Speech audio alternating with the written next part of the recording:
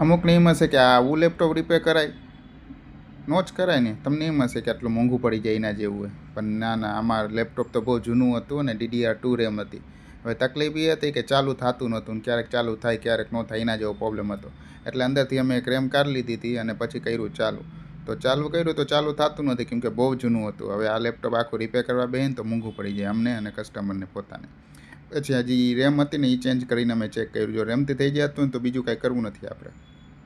એટલે નવી રેમ મારી આગળ પડી હતી, એ લગાડી દીધી અને પછી કર્યું ચાલુ. હવે ચાલુ થતાં વાર તો લાગે ને, કેમ કે બહુ જૂનું છે, નવું તો હે નહીં. એપ્રોક્સ 12-13 વર્ષ પહેલાંનું લેપટોપ છે. એટલે ચાલુ કર્યું તો ટીક ટીક કરીને ચાલુ થઈ ગયું. લેનોવાનો આઇકોન આવી ગયો. કસ્ટમરે થઈ ગયું કે ભાઈ લેપટોપ ચાલુ થઈ ગયું. મેં કીધું ચાલુ થઈ ગયું, પણ હાવ ચાલુ થાય પછી તમને કોઈ કહું. અને આ રેમ એની હતી ને 1 GB હતી ને 2 GB મેં રેમ અંદર નાખી. એટલે ચાલુ થઈ ગયું લેપટોપ. હવે ધીરે ધીરે કરીને ચાલુ થાય છે વિન્ડોઝ 7માં.